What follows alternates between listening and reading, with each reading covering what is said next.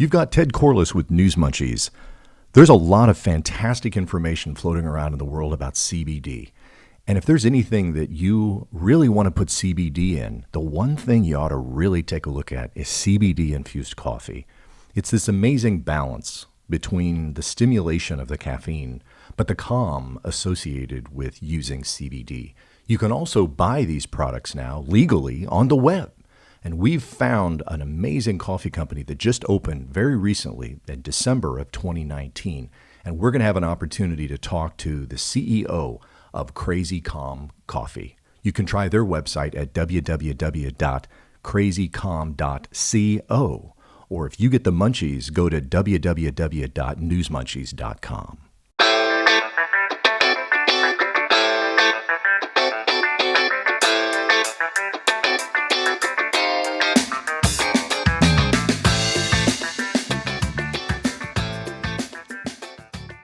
We have an opportunity this morning to speak with Matt Aaron from Crazy Calm Coffee. Good morning, Matt. Where do we find you today? I am calling in from Mexico. Mexico. My friend and I we're spending the winter down here, escaping the cold, and it's actually where I discovered CBD coffee just almost exactly a year ago. You know, when I spent the summer last year in Boulder, Colorado, and I'm going to be doing that again this year. And one of the things I noticed is that they look for an opportunity, most of the retailers do, to introduce CBD into a lot of different products. In fact, we went to an ice cream shop where they were offering an ice cream additive that had CBD in it. That might be a little bit outside my boundaries, but I really feel that there's a relationship between coffee and CBD. Do you agree? Yeah, and I do understand that there is a healthy level of skepticism because you see CBD added into everything, and obviously, just like any plant, there's a limitation on its uses. I personally don't see a use for ice cream, but maybe there is, and I'm just not seeing it. But yeah, we strongly believe, and anecdotally, I don't have hard evidence to back this up, that there is a growing market for CBD coffee, and there is a pretty compelling use case. I started using it last year and drinking it every day in a ground coffee version. And I'm not sure if you've heard of Four Sigmatic, Ted. No, I have not. Tell me, what is that? Four Sigmatic, and they sponsored Tim Ferriss and Joe Rogan. It's a mushroom coffee, so yes, introducing yes, mushrooms superfood in an on-the-go version. And that was the light bulb idea. Was maybe June, July of last year. Was, hey, let's do an instant version, instant organic version of CBD infused coffee. And it took us a while to get everything set up, and we launched a month ago. But I have to be very careful, and this will go into our conversation, Ted. Is you can't make too many claims about CBD on air or on our website, even customer reviews. Sure. So I have to be a little bit more vague than I'd like to be. I understand. For give listeners context, this is. This, and not just with CBD, any type of new thing that, in the health space that comes on, it takes years for the FDA to really figure it out. Right. And a great example is coenzyme Q10, right, which is now you can talk about how it helps cardiovascular health and all that stuff, but, or CoQ10, sometimes it's supplement bottles, but it just takes a while. But I just want to preface that I can say that it feels really good, and right, I understand. Yeah. And, well, let me help you out. Remember, I've got a law degree that I just hit my 25th year on, but I do recall along the way encountering some of the pesky laws that the FDA has about representations associated with medicine or nutrition, and I totally understand how you need to be very careful not to suggest necessarily that there is some effect of CBD on a particular source or organ of the body. I totally understand that, and I think is it something you believe that over time you're going to be able to document more of the positive impacts of your product?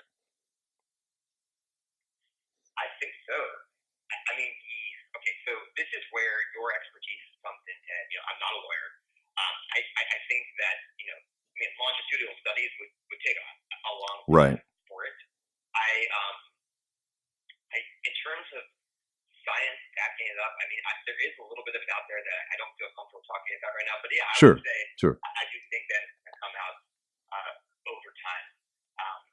Just like, but at the same time, right? This is a beverage, just like green tea and L-theanine. They don't necessarily have to have scientific studies, but people can feel the benefits of it. Sure. Sure. Or if you go to your local Whole Foods, you'll notice that there's a whole section that's dedicated to nutrition and health. As you go through there, you'll see things like St. John's wort, or you might see different products that are used for, homeopathic remedies. And if you pick up one of those containers and look at it, they're very clinical about how they refer to their product because, again, they may run into offending that. But tell me a little bit about your brand and sense that who do you think is starting to drink your coffee and where is it going from here? Okay, well, I'd say that we just launched, right? So in December. So I want to put an asterisk that I'm still learning about Well, who's using our product. And we're maybe a younger demographic. Robbie and I, the co-founders, and we found that people that kind of afternoon pick me up of all ages, really, that have purchased our product so far. The one thing that's been brought to my attention that I honestly had zero idea until like a week or two ago that could be a potential market is people that are in addiction recovery, and this is just one of the many niches. But the reason I mentioned addiction recovery is it has zero THC, and that while a full spectrum CBD that has 0.2% THC, it's not going to get someone high. But I do understand right, and right, right. respect that someone recovery, they just don't want to touch anything as much psychologically as anything else. Well, yeah, So totally understand. Sure. and so we have someone who's sending photos, takes on the ski slopes, but that's a long way to say we're not exactly sure yet, and we're trying to figure that out. If you kind of listen to the people that buy it and go from there, but I can't say, I have a hunch, outdoors and things like that, Right, outdoor right. users and people live outdoors, but I don't have a definitive market yet. Well, and I think one of the things that's great about Crazy Calm's product is that it's so portable. You don't have to take a pound of coffee with you. You don't have to travel with CBD in a separate vial. And I think some people are uncomfortable traveling with it because people still aren't even clear what you can go to. When you go to the airport, what can I travel with? But I do want to address your question because I noticed on your website or your comment about the absence of THC and how important that is. The reason why you're able to sell your product, I believe, is because you're deriving it from hemp products, aren't you?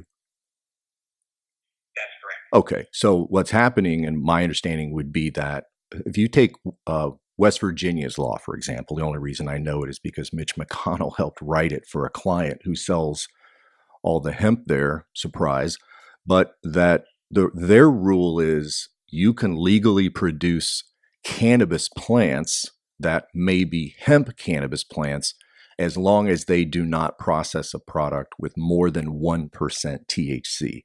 Is that kind of in the space you're familiar with? Yeah, and so Right. I think federally it's got to be less than 0.3%. Okay. Um, There you go. and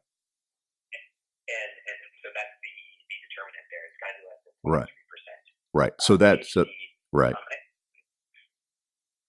And I believe, and so as you mentioned in one of your articles, that states can have their own laws, but federally, since we sit nationally, there's a different set of laws. And I believe that hemp is now, I know that hemp is, because the 2018 Farm Bill is legal, whereas marijuana, just cannabis with more than 0.3%, is Right. still illegal on a federal level, correct? That's correct. That's absolutely right. And I think what's good about your product, for example, of not having any THC in the CBD is unique. And it's important for people, if you're mentioning addiction recovery. Unfortunately, for a lot of people in addiction recovery, they might also find themselves in the American judicial system. You know what I mean? Let's say you're on probation and you're suffering with addiction, and maybe you're on probation for doing something stupid while you were using drugs, then when you're on probation, you're regularly subject to urinalysis randomly. Well, if you're out drinking CBD coffee that has 0.3% or 0.25% THC in it, you could actually test positive for that when you're tested. Here, you provide a great product that can really, if you are a person who's suffering from addiction and you want no THC in your diet, this accomplishes that. And I think that's a notable thing. Yeah, I think so. And we had to make that decision because I personally don't think having a little bit of THC harms the product, but I do understand the perception of it. And what you're working with there's so much propaganda already against cannabis, whether that's THC or CBD. It just made one less hurdle because I mean that's one of the biggest things is I'll say something I learned, Ted, is when you get into a niche, whatever that is, whether that's agriculture or keto, CBD, you think that because you just have this bias where you think that everyone knows about it, but still the amount of people that know about the keto diet and actually know what it is, it's very small, right? And the same thing with CBD. So the CBD shops that we sell to, a lot of them will listen. Half the people that come in here, they don't even know what CBD is. So they come in and say, "What is CBD?" And that's how early we are in this market. So now we're selling not just CBD, but CBD infused with coffee. They obviously know what coffee is, but Right. it's just sometimes I realized I lacked awareness in the beginning, thinking that just because I was a big fan of CBD and my friends knew what CBD was, that the overall American population was familiar with CBD, and that's just not the case yet. Right.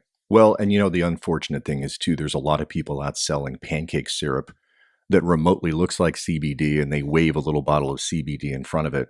So I think it's important to look at, producers, retailers like yourself that produce a clean product. Now, you said that the coffee itself is organic. Is that correct?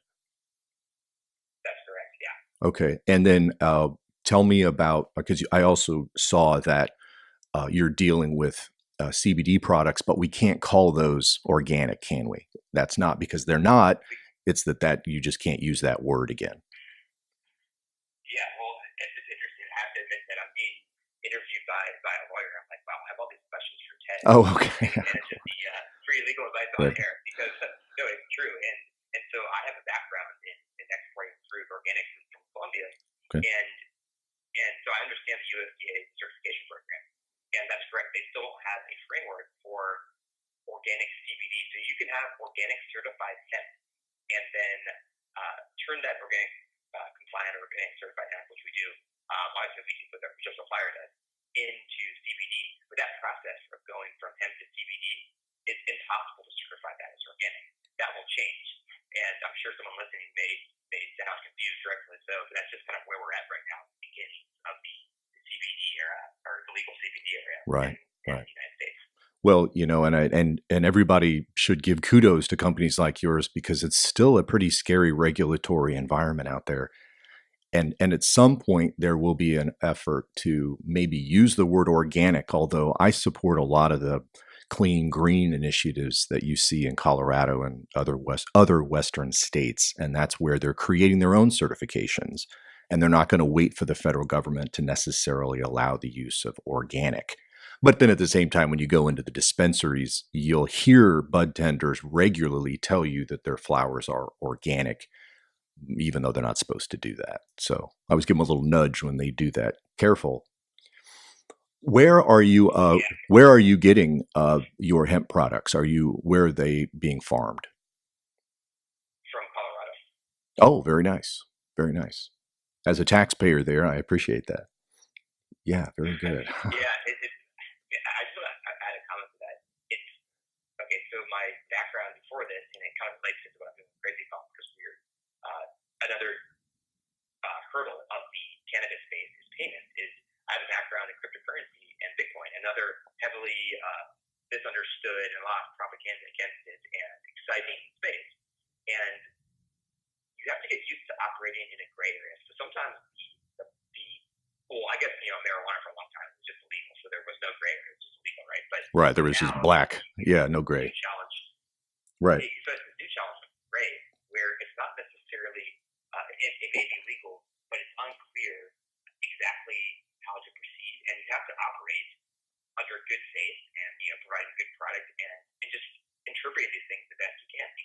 talk to people that are in the know, and they have an idea of where it's going, and they say, oh yeah, in December there's going to be the FDA is going to make this huge ruling on CBD. It didn't happen, and I'm not blaming the people that told me this. I didn't really make any plans based on it. Just understanding that um, as an entrepreneur, you're going to face some type of regulatory uncertainty, but operating in the CBD space, it's just part of maybe a lot of new industries. I'm sure the internet was the same way, where you just have to accept that high level of gray area that is going to affect the business and the adoption of your product.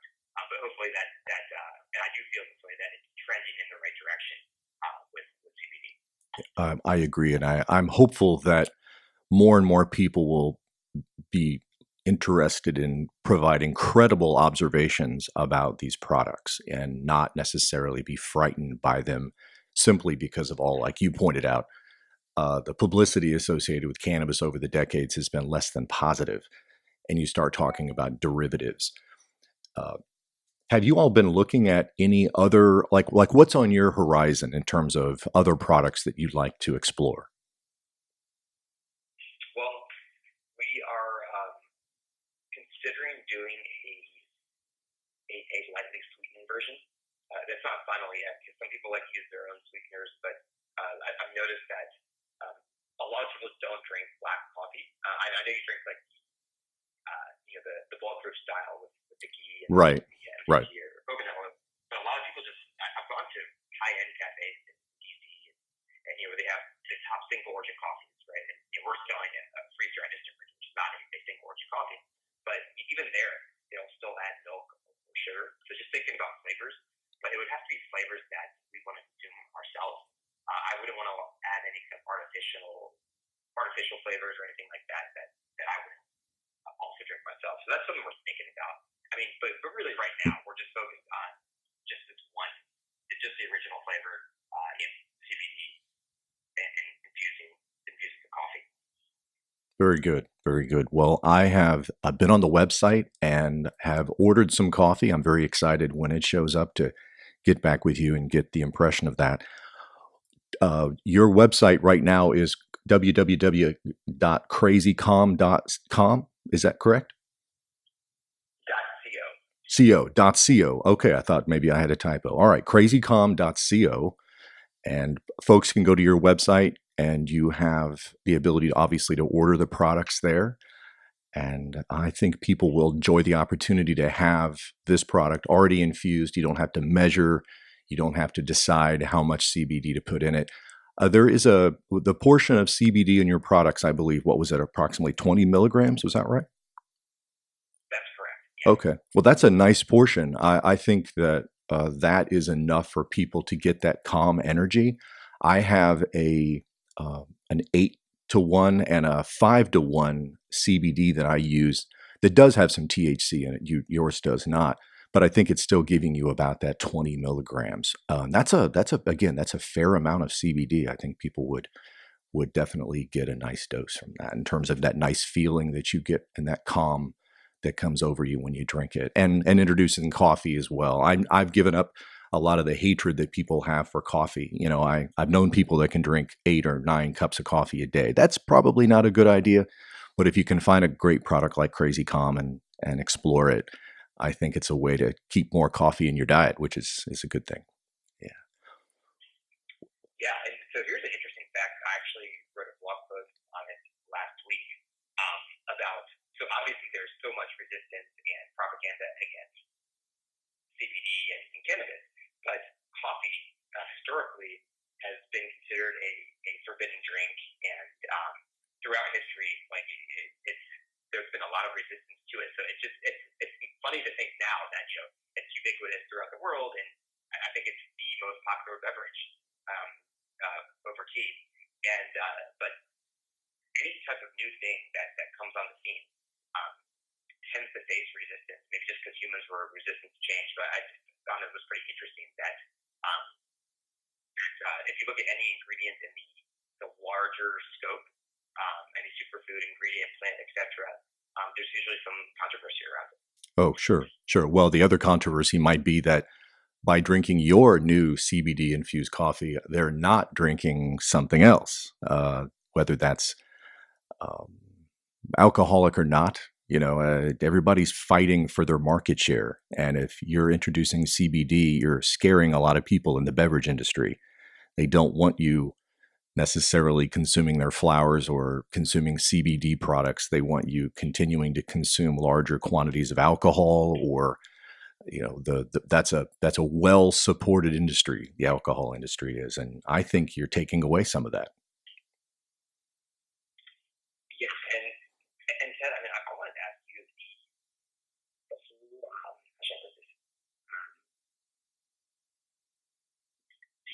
The whole idea of, I think it was, there's head of FDA wrote an article in the Washington Post about the dangers of CBD in the liver, but he was sourcing this from a study on a prescription drug that uses CBD isolate, and it's like 600 milligrams per dose, and it's mixed with other things. That's 30 times the dose in our coffee, and a multiple of any CBD drugs we see on the market today. But they kind of use that as an example to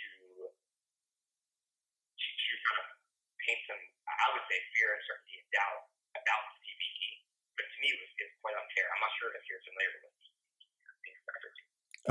I'm not, but I've seen very similar examples where, let me illustrate how one of those studies came into play here in Florida when we were attempting to pass not recreational, but when we were exploring medical in 2016. What had happened was the sponsor of the bill in Lee County had introduced on the floor of the legislature a study that he claims proved a relationship between the use of cannabinoids and schizophrenia. And what it turned out to be was nothing more than an anecdotal study of a couple of dozen consumers that had been diagnosed as schizophrenic, and someone had done a review of literature and started to just make some generic observations about there potentially being a bunch of Swedish schizophrenia. What do you call someone with schizophrenia?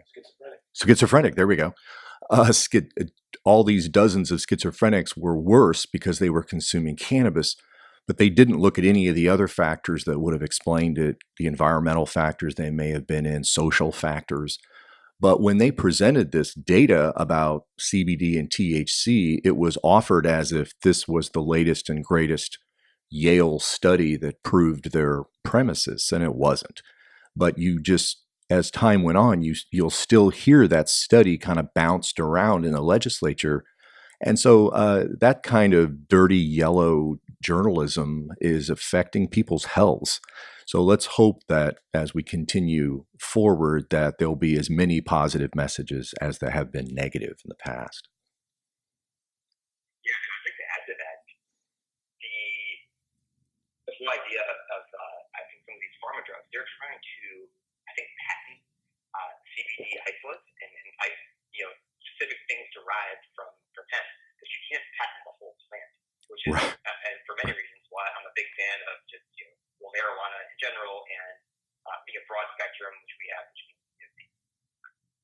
means the CBD without THC and full spectrum, which is everything, and all the cannabinoids and terpenes, because that's something you can't patent plant. And so I think that's in terms of the I'll call it the battle with big pharma and CBD, because you mentioned how it takes away just like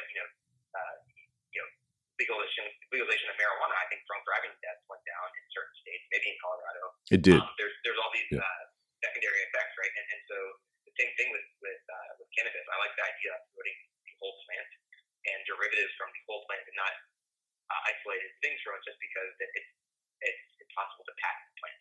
Right. Pretty powerful thought from a legal perspective. What I've seen happen, and it's a very effective product. There's a product you can purchase in Colorado that marries medicinal cells. If you go on their website, I don't have the website, but if you go on, they can describe it. And it's a tincture that is a 1-to-1 ratio, meaning it's a CBD 1 and 1 of something called CBN. Well, CBN really doesn't exist in nature, but they're taking other cannabinoids, and I believe they're taking THC and they're electrifying it somehow. I just got to the end of my chemistry knowledge, but that's my understanding. And by doing that, they create this new cannabinoid, and that might be something that you could protect your intellectual property on. But the idea that you can somehow farm out CBG from a plant, you can't, which does exist in nature, you can't patent uh, corn. I mean, you can't patent cannabis, but maybe you can protect your process. I don't know. Yeah, I see what you're saying, and it's interesting you mentioned CBN and CBG. You talk about maybe future products. It's way too early, right? People are still learning about CBD. But I will say that the whole idea of CBG looks very interesting to me and its effects. I'm waiting for more information to come out of it. I actually have a sample waiting for me in Texas, which I'm going back to Austin in a couple of weeks. And I am going to experiment mixing CBG with coffee, but I would think that would be a long time before we sell a CBG coffee, just because that's such a small niche. Because you have to explain to people what CBD is, cannabinoid, Right. and then CBG. Right. That might be 2025, but I'd be interested in expanding to other cannabinoids. No, I think that shows some forethought. My understanding is what are we up to? 114 cannabinoids have been identified, and some of the cannabinoids don't necessarily exist in isolation. But if you got 114 cannabinoids on, maybe my big mom close. Let's say cannabinoid number 17 hangs out with cannabinoid number 73, and when that happens, they create the 115th cannabinoid. And so there's this relationship, like you've described, between the cannabinoids themselves, and they change. And I think that's one of the things that makes our plant so very exciting, because the opportunities that it provides and this relationship between our brain chemistry and the endocannabinoids. So it's pretty exciting stuff for the future. I hope that we're able to retain the small feel companies, smaller, niche companies like yourself, that we can protect, individuals, as opposed to giant corporate interests in developing some crappy Marlboro green cigarette that we'll buy at your local 7-Eleven. But I on the beverage front, though, beverages are happening with CBD, and that's where you guys are headed. You're headed right out there, because people are drinking coffee at 2 o'clock in the afternoon coming off the ski slopes, and they can either have that or a Red Bull and go completely insane if they want. Yeah, I like the image of coming off the ski slopes for an afternoon coffee. I guess not everyone listening can do that, but yeah, I think that I don't know. Sometimes I conflate what I want and what I hope for and what's going to happen in reality. I mean, Ted, I'm not sure how the whole CBD thing is going to play out. We're going to give it our best shot to kind of grow this, but the regulatory stuff is out of our hands, to be honest. And that battle between I would call it maybe I don't know if this is a correct word, but the crony capitalism, where the influence, to kind of the incestuous relationship between big corporations and government. Right. It affects a lot of industries, right? Now, I'm not going to consider myself an expert on that. That's just my own 2 cents on it. And yeah, I mean, having in the natural food space, what makes me bullish is, you mentioned coffee is just one thing, but in the natural food space in general, right? You've seen the percentage of small micro brands increase, and the larger food companies are just buying up these smaller brands, because they realize, the craft foods, right. Craft beer's taken a stand against Anheuser-Busch. They can't drive the shelf, so now small brands can drive the shelf, which is, you couldn't say that maybe 15 years ago. Right. Well, and I think as consumers, we have to protect those smaller interests. And although I'm as guilty of buying everything on Amazon, you think one day they'll sell Crazy Calm coffee on Amazon? That's a great question. I would say that might be $1 billion question. Not for Crazy Calm, but maybe as an industry as a whole. Well, why not? Yes. No. Okay. Yeah. People about Amazon before, and I don't know if they'll. I mean, there's some people that try, and they might will say it's a hemp extract, et cetera, but you can't really sell CBD on Amazon. But it all comes down, a lot of it, to the, well, one is just the liability of Amazon. Like, I mean, if say they're a big company, is understanding, right? They're 50% of all commerce on the internet in the United States, something like that. And so for them, a $1 billion vertical is very small if it causes them serious banking issues. And you find that one of the biggest limitations to the cannabis space, both marijuana and CBD and hemp, is the banking situation. Right. Right. And I've Right. spoken to even cannabis publications in Europe that had trouble getting banking in the UK. They're just writing about it. They're just writing about cannabis, right? And so if you're working with these products at all parts of the supply chain, the banking and payment processing has been a constant challenge for Oh, it's everyone huge. involved. It is. It is. I was at a cannabis business convention recently, and they had different speakers coming up in different rooms and talking about different issues with cannabis, the reformation of America's cannabis laws, or they were talking about product development. But if you went over to the area where the vendor area was and different people were showing you their new products or their new ideas, 1 out of every 3 people over there was dealing with the issue of money. How can a dispensary take in tens of thousands of dollars a day and then somehow handle that in a safe and economic fashion? It's really difficult on a lot of folks. Yeah, it's incredibly difficult. And you mentioned that, and there's a famous article in NPR about the CFO of a grower, a legal grower, um, you know, driving around with a duffel bag of cash and the security guard with an AK-47, right? And it sounds like Right. he's up to some criminal venture, like, but it's a legal venture, and that's because of the I'll call it banking discrimination. I don't know what the right word here is, but basically the banks not working um, with cannabis companies, and Right. it's a huge issue. And I will say this is the other thing that a big part of our brand is we offer 10% off anyone that pays with cryptocurrency, and so we do that for 2 main reasons.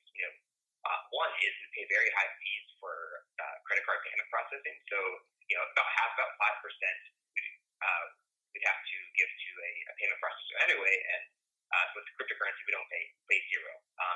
And the other 5% is because we know that we could lose our payment processing at any moment, and it's of our interest to the very small but burgeoning cryptocurrency community, people that are buying things online using Bitcoin Cash, and all these cryptocurrencies.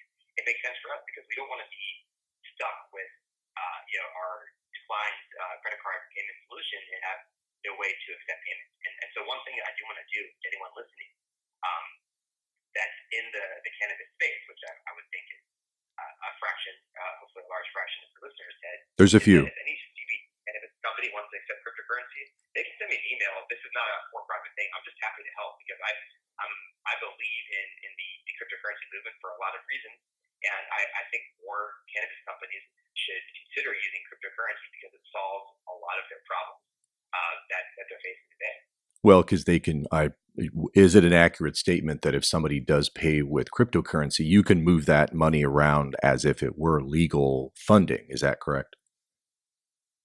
Yeah, and here's what I would say. I did write a free guide about the pros and cons. I mean, there are some cons. I don't want to say it's all because it's just a little bit difficult to use, right? So you have to kind of wrap your head around it. Um, but yeah, I mean, you can legally accept cryptocurrency and record a sale just like it was cash.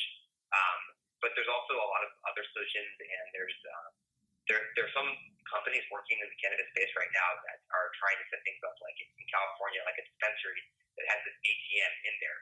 So you deposit your cash into an ATM, you get this token, and then you pay for using this digital crypto token. You pay for the cannabis in that dispensary, and then that dispensary can redeem that token for U.S. dollars and trade that. That way, at least you're not keeping that $50,000 or $10,000 in a you're not keeping $10,000 in a safe. It might just be in a digital currency that you can safely store, and you don't need security guards and all that jazz. Sure, sure. And I think one of the things that when I was speaking to a lot of the folks that were in the currency business, at these events, one of the things that comes up is it's very difficult for a lot of them to pitch their ideas, their products, their ATM machines, things like that, because everybody still has this lingering belief that the government, the federal government, at some point is just going to just shut it down. I mean, shut down it's the opposite, I guess, is what I meant to say. They're going to stop preventing cannabis industry, the cannabis industry from depositing cash into the banks, that they're going to say, all right, you guys can do that. Now, the minute they do that, all of those industries kind of go away. They're born out of necessity that no longer exists. But as the years go on, it's the same issue with not being able to use words like organic. As time goes on, the industry adapts. And I think they're adapting into the cryptocurrency area. If that becomes an option for a lot of folks to buy and sell, fantastic. If you come up with another solution, I think people in an industry like this, where people are pouring billions of dollars into it annually, we're going to see some really interesting solutions to some of the barriers that the market has put up. But the cryptocurrency was always interesting to me, especially back, I don't know how many years ago it was, that people could go on the Silk Road and purchase illegal supplies, and the only currency that they would take was Bitcoin. Right, because that's the only currency that would function, and it kind of proved that there was a use case for it. Yeah, listen, I mean, it's a good. I appreciate your feedback there, because it's true. We have no idea where any of this is going exactly. Right. I mean, we can make educated guesses, but yeah, I also think that I look at cryptocurrency as an alternative payment method, meaning that you can buy our product in cryptocurrency right now. You don't have to. You can use your credit card. Sure, I did. Yeah. We like giving options, and I think there's also people that are privacy conscious. But you don't have to match your billing address to your shipping address. So there's like a lot, like just whatever address works, because there's censorship resistant transactions. It also helps that, let's just say someone's traveling and they're from overseas and they have problems with their using a credit card internationally, things like that. So I think there's always going to be some use cases for cryptocurrency. But I definitely hope that they make it easier for traditional banking with the cannabis space as well. Well, Matt, I've enjoyed the opportunity to chat with you today. Again, we've been speaking with Matt Aaron, the CEO of Crazy Calm Coffee, which is a coffee brand with infused CBD, easy to travel with. Matt took time to call us from Mexico. You enjoy the rest of your trip down there, Matt, and we will speak to you in the future. Thank you so much, Ted. Thanks so much for having me, and I really enjoyed the conversation. Terrific. If you want to check out their coffee, go to their website at www.crazycalm.co, or look for a blog about this product by us in the near future. Be well. Late at night, when you get the munchies, go to www.newsmunchies.com. This is Ted Corless. Be well.